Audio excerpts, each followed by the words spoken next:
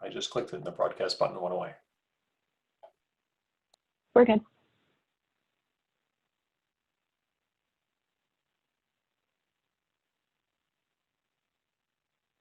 Good morning, and thank you to those who have joined. We will be getting started in just a minute.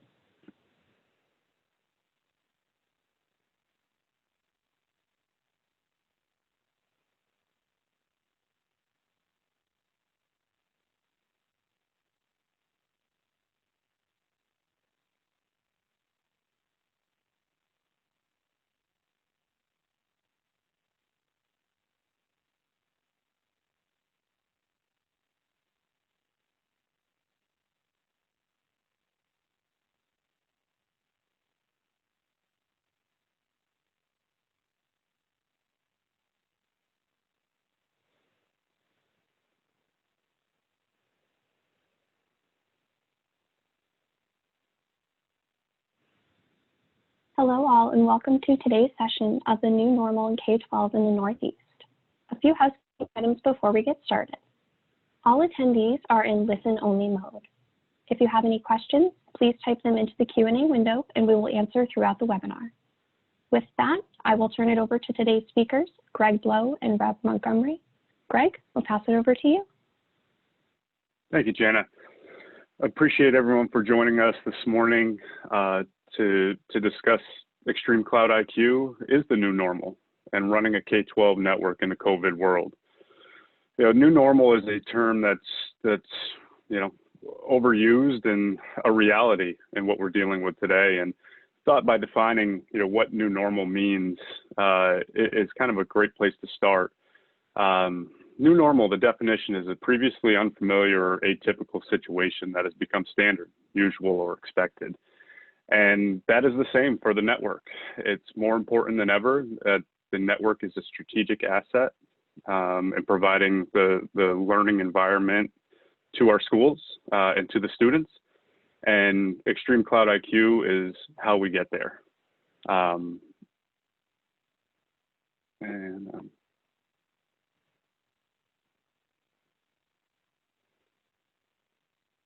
Excuse me, we're just moving the slide here.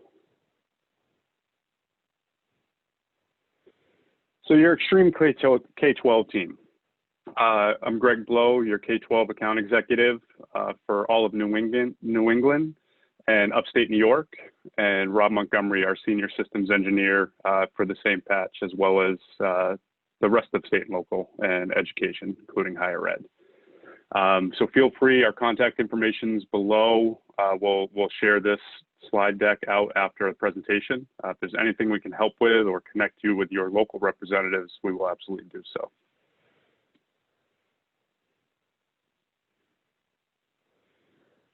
So today, the agenda, how can I run my network and how can our network help us thrive in a K-12, and, the pandemic we're living in and with COVID-19. We'll start with, now that we're back to school, whether it's a on-prem or the students are on-site, a hybrid, meaning a portion on-site and some remote, or full remote status. How do we get there? How do we limit the infectious rate? And if there is an affected person, how can we move forward and decrease that so we don't go into a full lockdown or a state of quarantine? And if we do have to quarantine and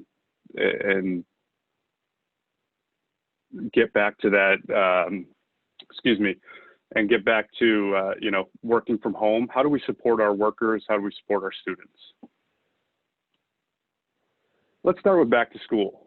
Again, that hybrid, remote, or on-site, really it's about what does it take to reopen? Now that we're there, there's a good probability that a student will either be asymptomatic and not know they have it, but if a student comes to enter our facility in the school building that has COVID, how can we limit the infectious transmission? And as we know, right, one person's affected, they affect two people, two affect the next two, and so on and so forth. But say this individual is infected now, how can we stop that downstream transmission to eliminate a full lockdown and the school going full remote. And we really do that by proximity tracing.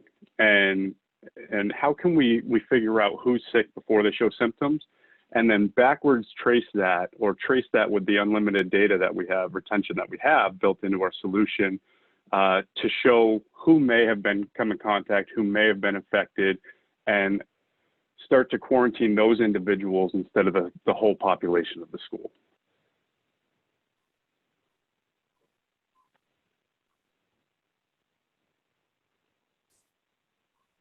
Okay, so one of the things that, as Greg pointed out, right, the challenge that we have is that we have folks who are potentially coming into our facility who may or may not be infected. Obviously, if they show symptoms, we need to have a way in which we can filter them out and prevent them from coming into a facility. But if somebody comes into the facility who's not showing symptoms, what we need to be able to do is we need to be able to find some way in which we can identify that person ahead of time, and get them out of the facility before they go ahead and infect other people. So we kind of get into this kind of little bit of a ring, right? Of how do we track? We need to track how people are moving around the facility. We need to track who are they talking to and who are they physically coming into proximity with, right? And so the easiest way for us to do this is we've actually seen a number of studies that have been done over, especially in Europe, not so much here, but where they're seeing about, if you give them an application that, folks an application they need to run on a phone or some other kind of lifestyle change, which leads towards better contact tracing, there's a very low level of compliance. And so what we want to try to figure out what we can do is, how do we come up with a way in which we can do the proximity tracing that we need to do inside of the school systems without changing user behavior on a day-to-day basis. Obviously, we need to do it without costing a lot of money. And we need to make sure that any money that is spent is going to have value after COVID-19, because we're hoping that this is going to be a temporary situation. And obviously, budgets are tight enough. We don't need to go out and, spend a ton of money on things that are not directly related to, the core mission of the school, which is still education, right? And so the way in which we're recommending that we do this is, number one, we need to obviously prevent the folks from entering who are symptomatic. We need to associate people with the device, because the one thing we've learned is people don't go anywhere without their phone. I don't know about you. I know I don't even go from the living room to my office without taking my phone with me, right? Once we can have a device that we can correlate to the person, now what we need to do is track the location of the device and maintain records of that. And then have the ability to then say, okay, Greg Blow became infected with COVID. How do I go about the process of figuring out who has Greg been in contact with over time? And then that brings us right back to the beginning of the loop, which says, okay, we can go a generation or two or whatever is medically appropriate from Greg to go ahead and stop people at the door and limit the number of people coming into the facility, so that we are hopefully filtering out COVID even before people become symptomatic, right? So there's a number of different things that we've done along the way to try to make this stuff a lot easier within Extreme Cloud IQ. One of the first things is, how do we filter folks at the door? And to do this, we're not a healthcare company. We're not the folks who are going to go out there and build sensors and things along those lines. And so what we've done is we've gone out and partnered with a company called Metrics, who's created this kiosk that you can now manage inside of Extreme Cloud IQ. And this is going into beta as we look. But what happens is, now when folks come in to try to enter into a facility, you can go ahead and you can do it automatically does temperature sensing, and it's it's not just a single device that touches your forehead, but it's going to look at the bigger picture with multiple redundant sensors, so you're less likely to get false positives or false negatives based on a sensor failure. But it also looks at other things like respiration rate, pulse, and tries to come up with a way in which we can validate and say, you know what, this person's probably healthy, or this person, it may not be healthy, and we need to prevent them from entering into the environment. Once you get into the environment, now the goal is how do we go about the process of correlating your device to your identity? And the easiest way to do that is to have somebody log into the network. And so this is kind of a big sea change for a lot of K-12s. There's been a lot of resistance to letting kids have, for lack of a better term, unfettered access to Wi-Fi, or same thing with visitors. But what this does is, by letting people connect their phones to the network, and by doing so in a secure manner, what we're able to do is, now we're able to start have that handhold that's going to let us track people as they move around the environment, right? And there's a couple different ways we can do that. The classic ways here on the screen is through the use of 802.1x, right? The assumption is that the client has a supplicant. And when the client goes to try to connect to the AP, it forwards this, ETLS message up to the AP forwards it onto the radius server. And if the radius server accepts the user, right, then the client is allowed on board. Well, that's a great way in which we can tie the username to the actual device. The problem is not a lot of schools are running, dedicated radius servers. And so another way in which we can address this, and it's a much stronger security posture, is through the use of a network access controller, something like the A3 NAC that runs natively inside of Extreme Cloud IQ. And so now what this does is you can kind of visualize it like A3 is playing that radius server role. And then what it does is it's then proxying for other authentication sources. So it might be something like an Active Directory or Google's G Suite or an LDAP server or EduRoam, or it does just about everything you can possibly dream of. And at the same time, it's also contributing to a security posture, right? It allows you to go in there and make sure, is the device posturing correctly? So the firewall enabled? Is the antivirus enabled? Does it meet an onboarding requirement?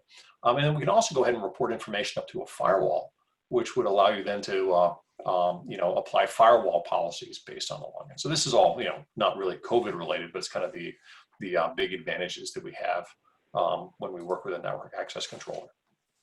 The challenge here is those systems are very, very complex to set up.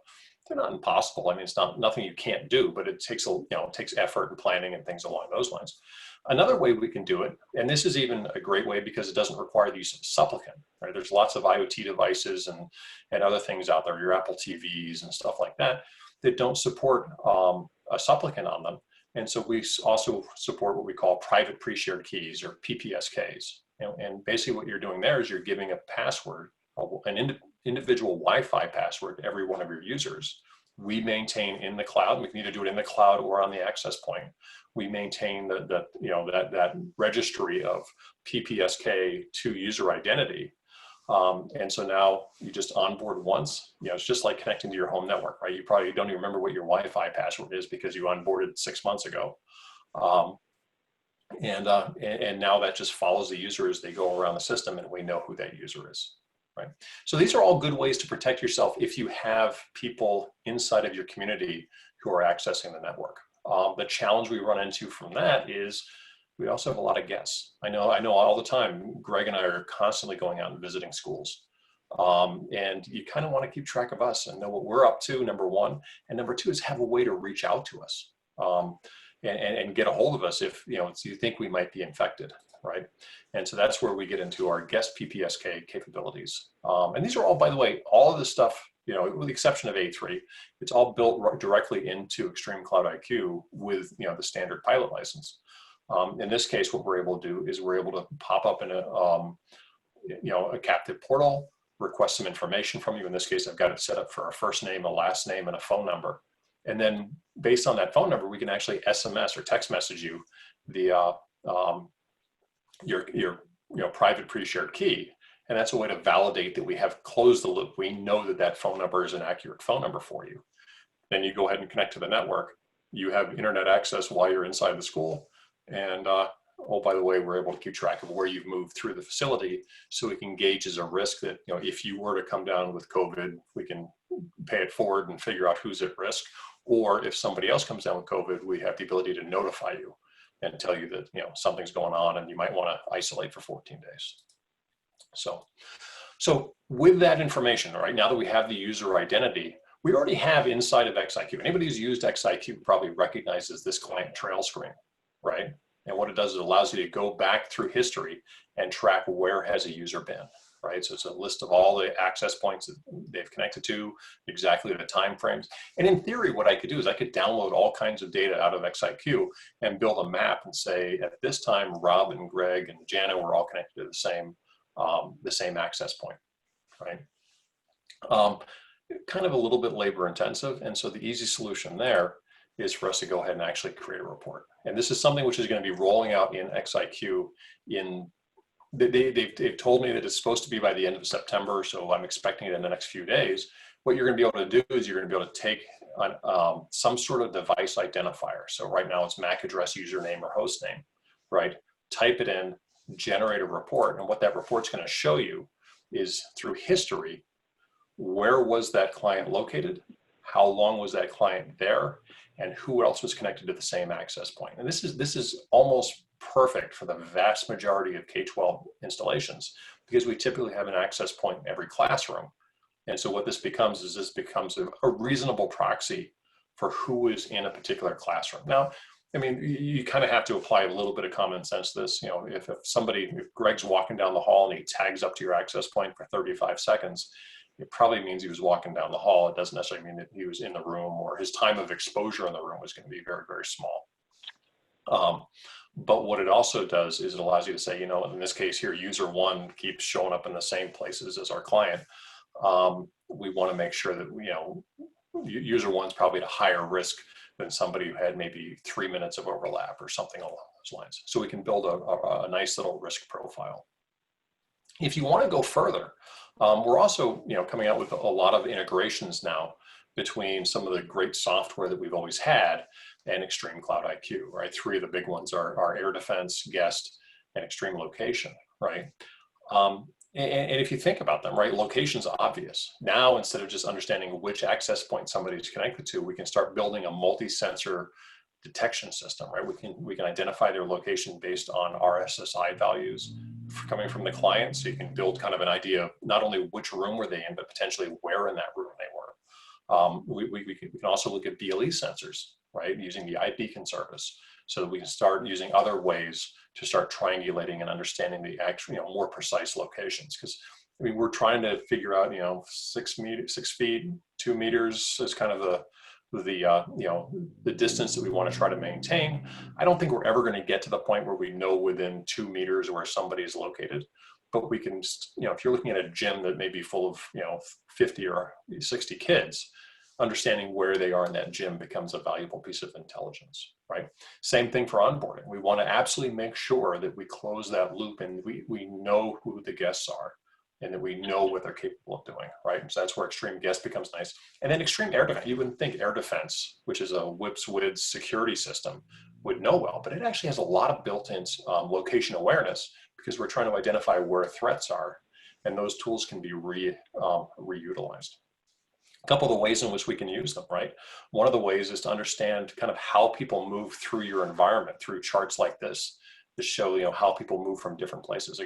My sister's a teacher, and she was complaining to me the other day that her classroom, so she's a special ed teacher, she has a number of students with mobility issues. Well, they've done a one-way loop around the hallways of her school, and her complaint was that she's just downstream of the bathroom, which means that her kids now have to go out and all the way around the loop to get to it, and it's a frustration point.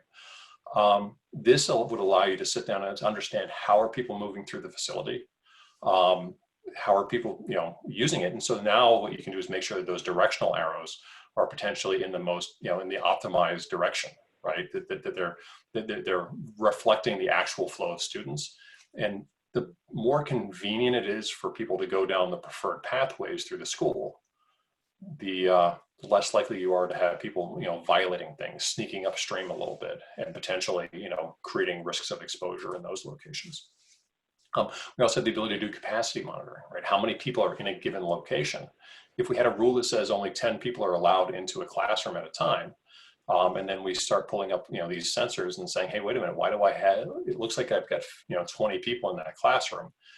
It's probably not enough to, you know, say we have a violation here, but it's probably worth sending somebody over to take a peek and see if there's something going on that we need to pay attention to, right?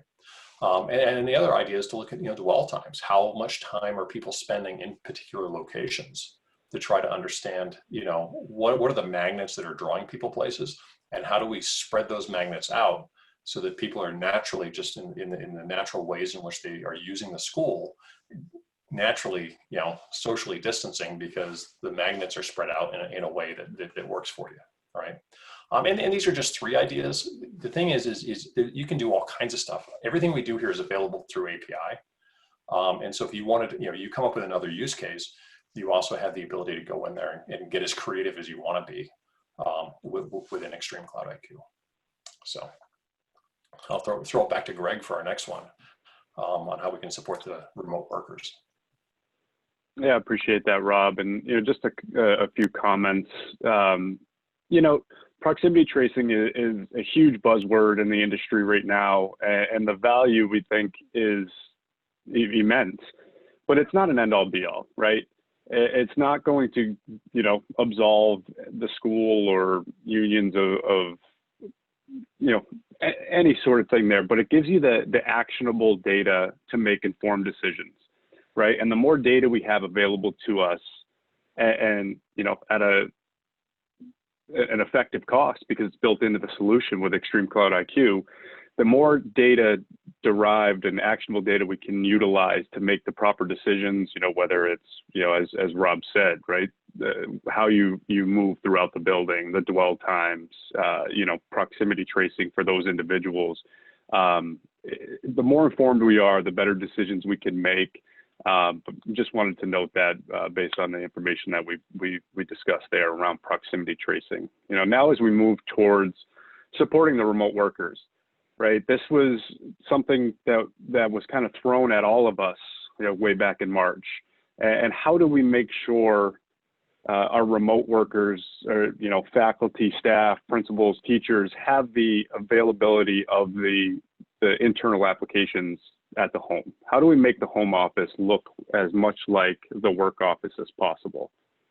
And first, let's take a look at the principal's office, right? The principal, he's got multiple devices, whether it's his, desktop, laptop. It's more than just VPNing in, with my laptop. We have multiple devices that we need to manage, right? The landline. Whether the principal's internal or external, the landline has to look and feel the same, whether he's in his office here in the building or his home office. Obviously, we'll need a printer in most cases.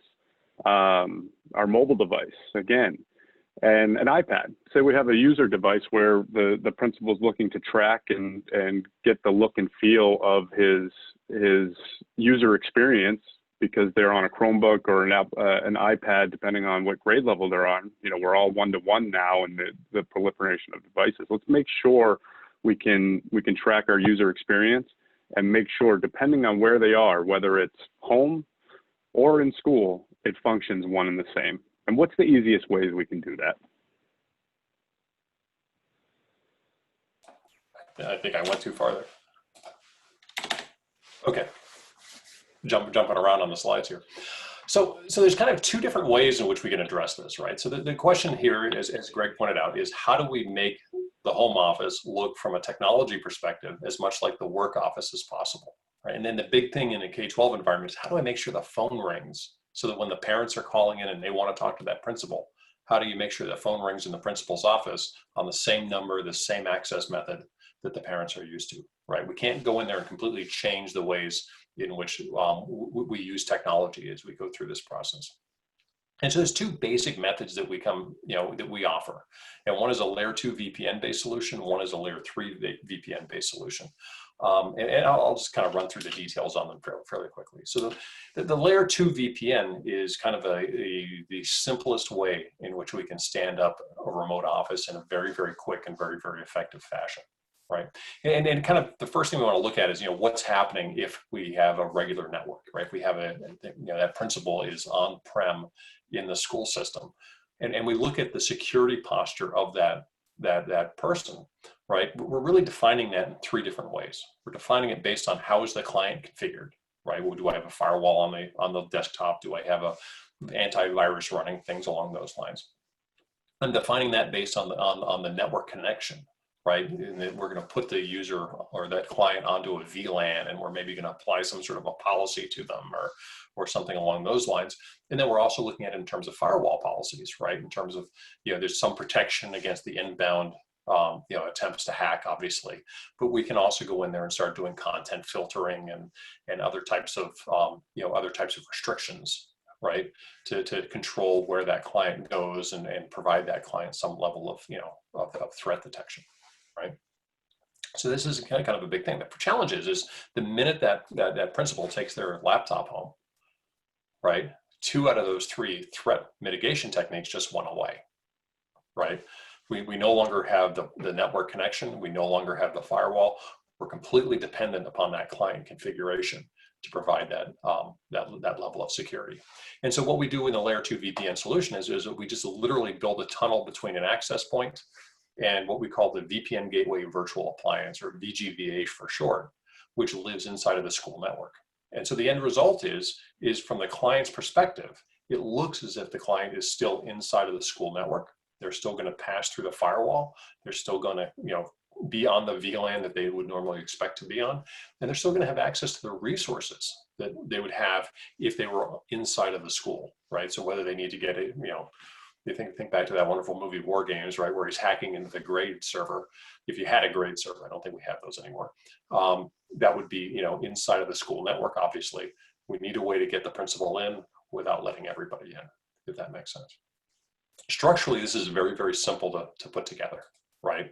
The first thing we need to do is we need to install the VPN Gateway Virtual Appliance, which is a piece of software which will typically run inside of a hypervisor. Most people run it inside of ESX. You can also, I do know there are people out there running it inside of Azure.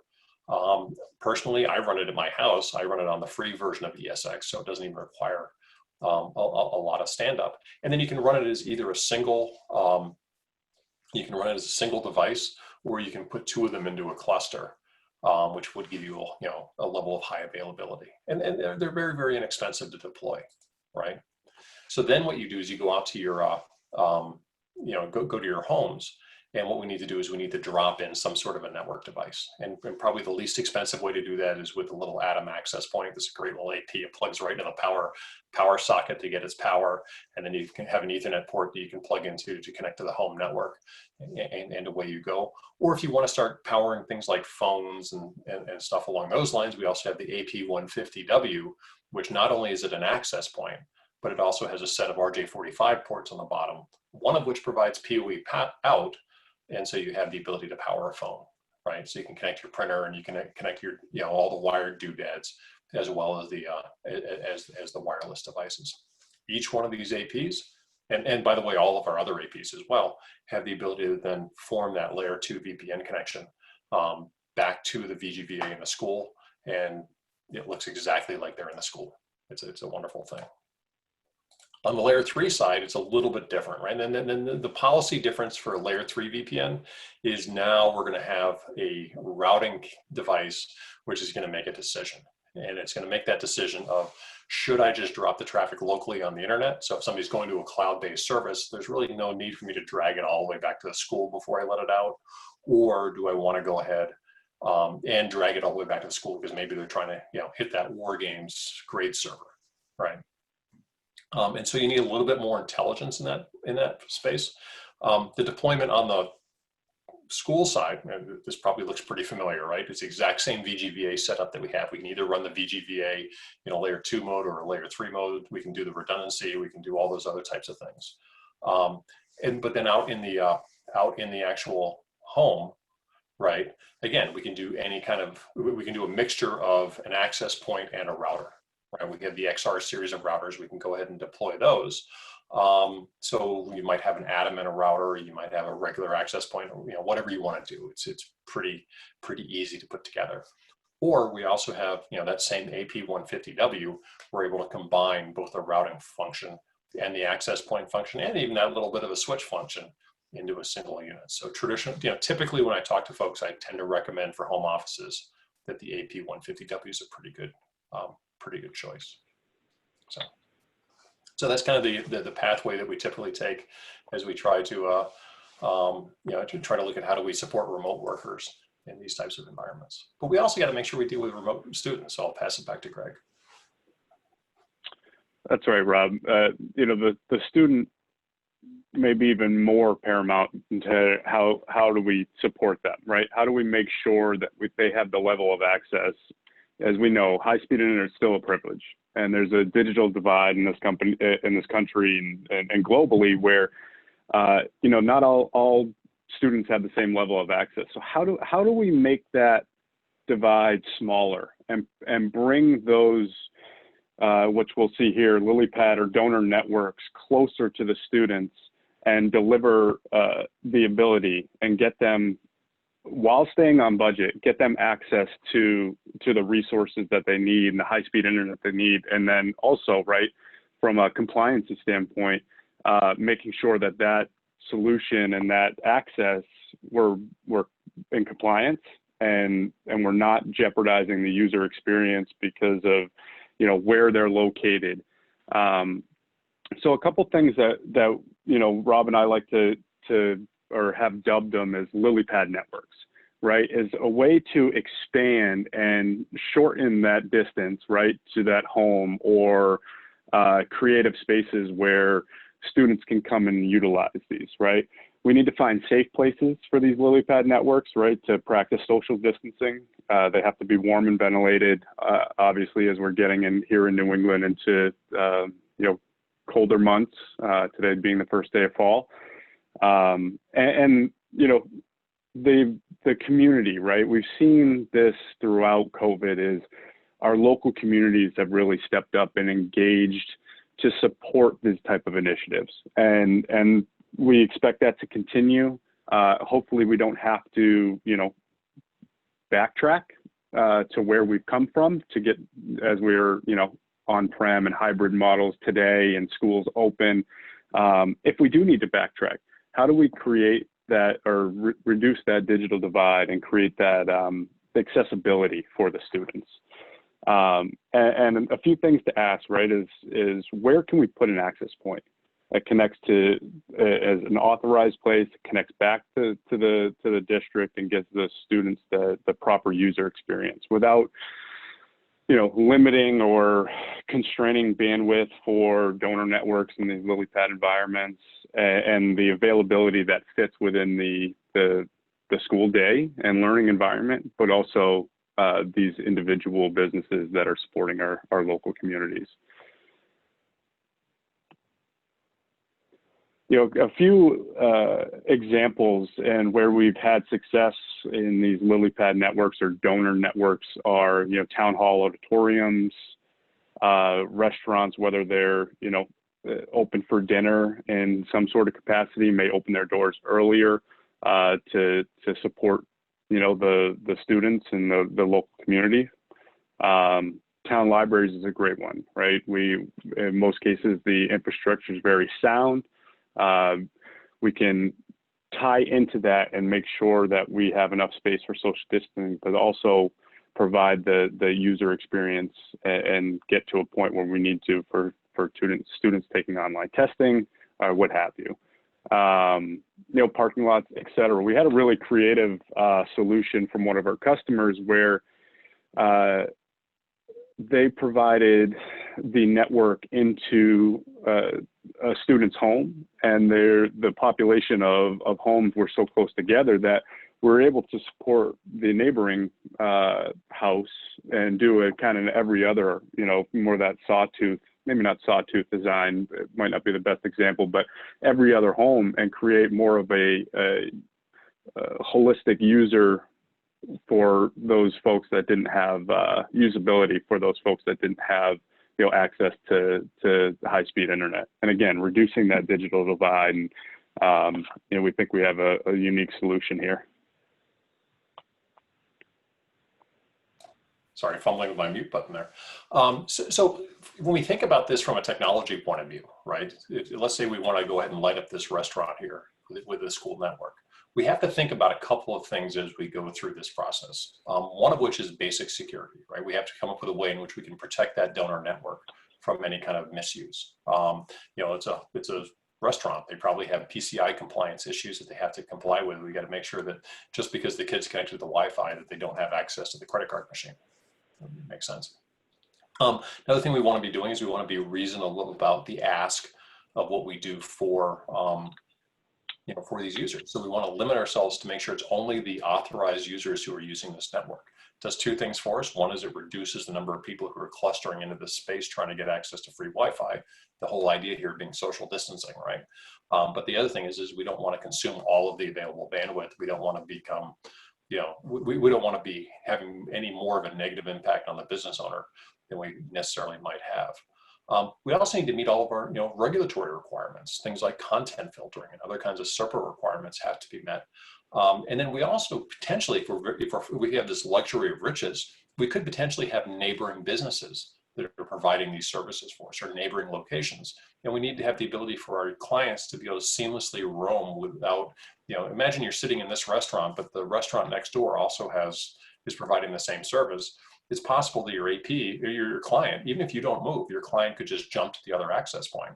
We need to make sure that that jump is going to be seamless, so it doesn't interrupt the Zoom sessions or any of the other kind of voice grade services that are going on. And so that requires that we do a solid, what we in the industry call layer 3 roam, right? And so there's a couple different ways in which we can address this. So this is kind of my logical architecture about how this is going to work, right? I've got a couple of different access points. You'll see I've got this these. They look like cells that are kind of overlapping, right? So you could have the ability to connect. In some locations, you could connect to either one of the access points. But one AP is connected to Joe's Pizza Network. The other one's connected to the Town Hall Network. And then all we're doing is we're doing a layer 2 tunnel back to the VGVA, same VGVA that we were talking about earlier, that's back into the school network. So a couple things that we want to pay attention to, right, is first of all, how do we protect the donor network?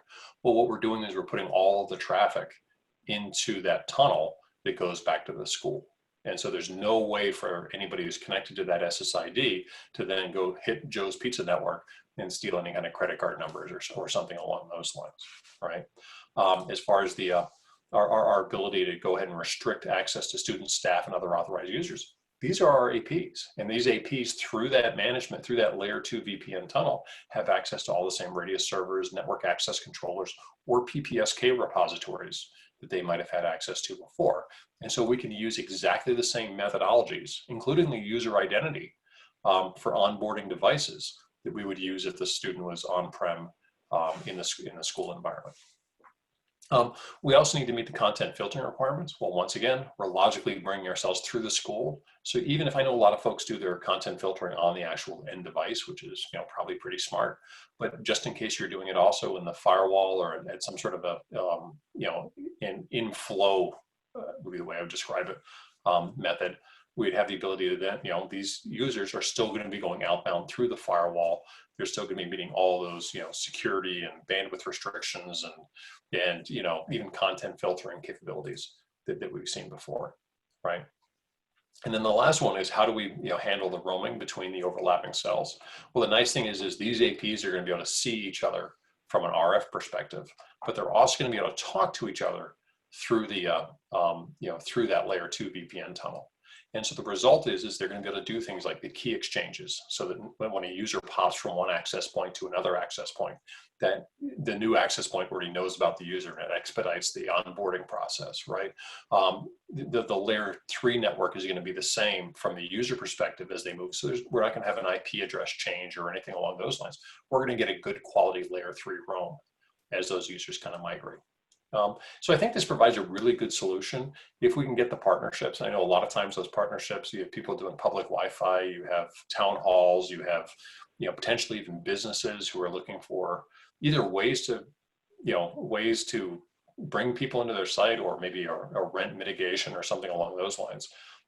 It just gives you a great way to make sure that the students who have issues accessing the internet, who probably also have issues accessing free transportation or reduced cost transportation to get to a school and to live in a parking lot, can instead just walk down the street and go get access to the high-speed internet that they need to do their schoolwork. So that's from a hardware perspective. What do we have? Well, we've got a couple of different options here. Obviously, we can do this from any one of our indoor plant access points. So I'm showing here, I've got the AP 305s, the 410s, and the 510s are typically the APs that we're deploying in a lot of schools right now, and they'll work great in these types of implementations. We've also just come out with a lot of really nice outdoor APs, right? So we have the AP 460C series, which includes an omni antenna version, 120-degree sector version, which is perfect for if you want to mount it on a wall and beam out into like a parking lot or something along those lines. Then we also have a 60-degree sector version, which is perfect for if you're coming out of a corner, or if you're just trying to cover a relatively tight area, but you want a really long, what I would call the throw off the access point. The 60-degree sector works really well. So if anybody has any questions, we do have the Q&A panel is open. I know I'm excited to hear what you guys have to say. And that's what I have, Greg. Yeah, no, Rob, we appreciate it. And certainly appreciate everybody, joining us. As Rob said, if there's any questions, please input those in the Q&A window there, and Jana can moderate that for us. Today we really, I think what we wanted to summarize is flexibility in our solution, right? This is a new normal that we're all forced to deal with. Unfortunately, it's not going anywhere anytime soon. So the flexibility we have in our solution to support our customers and support the learning environments, it's built in. So there's not an additional cost structure. We know, as Rob said, budgets are extremely tight in normal circumstances. So let's utilize all our funding mechanisms. The E-rate season is alive and well. The new 5-year or year one of the next 5-year iteration of the E-rate program is upon us.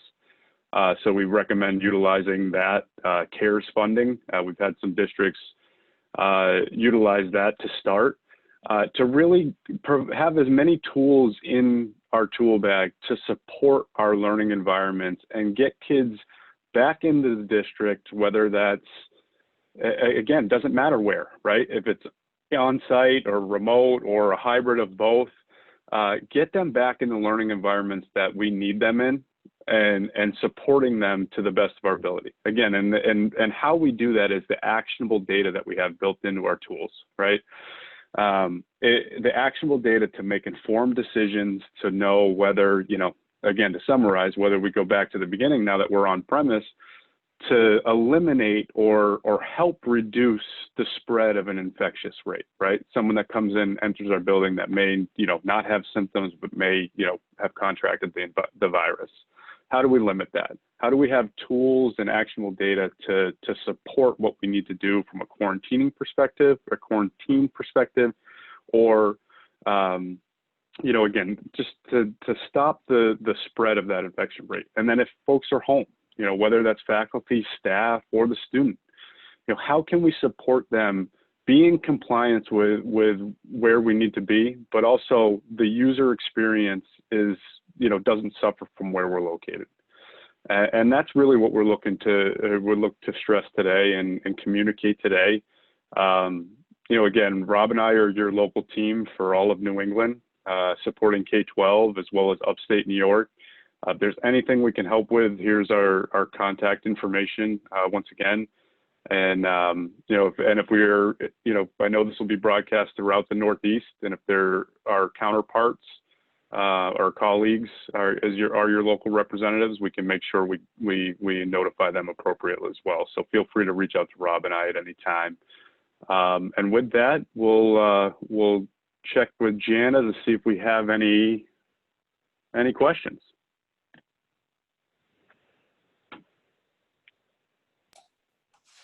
I think these folks are being the strong silent types. Oh, sorry, I was on mute. So there are no questions at this time that have come in.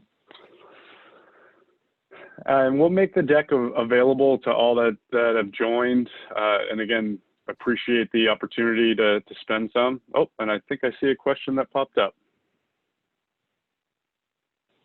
Yes, okay. So we did have a question that just came in. It says, we are still running the 5210 on-site controllers, but we'll be starting a migration process.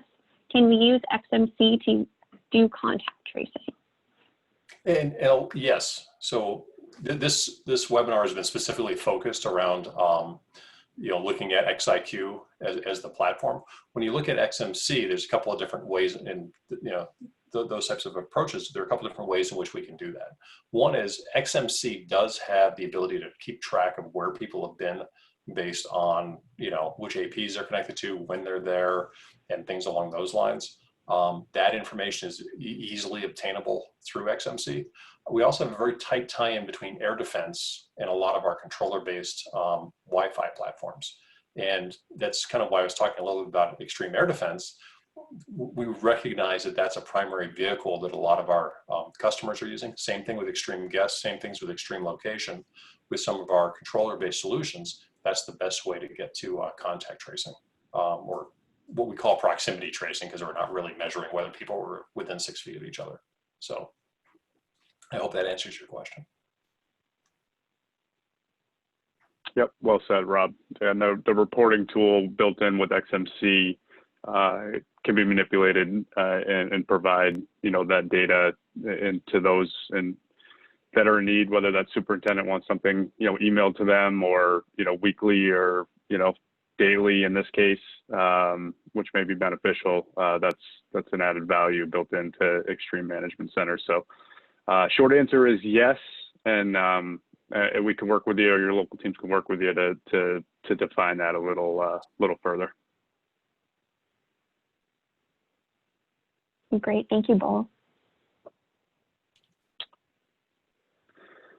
So again, we really appreciate the opportunity to share some time with you this morning and go through, now that we're back to school, and how we support our customers, how we support the learning environments, and ultimately the students. We'll give one last check to see if there's any additional questions before we sign off here. We just had one additional question come in. Can you provide the make and model of the device you mentioned at the beginning, and how will it integrate with the network? So I'm not 100% sure which device we're talking about. If we're talking about the VPN Gateway virtual appliance, that's actually that's a piece of software that will typically run on a on a VM somewhere in the environment where you can run it, in a cloud service side. Okay, so the Metrics device that's a partnership that we have with the company. The company's name is Metrics. And what we've done is we've been able to integrate, and this is still in a beta process right now. It's supposed to be coming alive here fairly, rather shortly. But what we're going to be able to do is we're going to be able to manage that inside of Extreme Cloud IQ, and then we're looking at potentially a development chain to try to figure out what other kinds of ways can we integrate between the two systems to make sure that their ability to check your diagnostically check the health of the visitor ties into what we're doing in terms of how do we track people as they move around the network and things along those lines. So I can go back if we want. I'll just flip back so you can see the actual device, if that's all right, Greg. Yeah, by all means, Rob. While you're doing that, Carl, this kind of leads into your previous question around XMC. Obviously, the open API there, so there may be an option to have that work on the platform you have as you continue to migrate towards XIQ.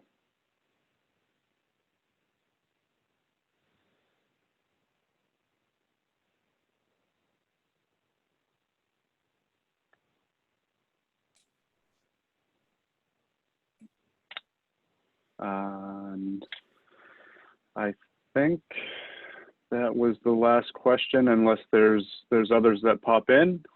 But with that, again, the time, we hope it was well spent. We hope it was informative. If there's anything we can help with, more than happy to. So feel free to reach out at any time. We will be sending this recording out following this. Probably more towards the end of today, if not tomorrow. Again, our contact information, feel free to reach out to myself and Rob at any time, and really enjoyed spending an hour or so with you this morning. Thanks, everybody. Thank you.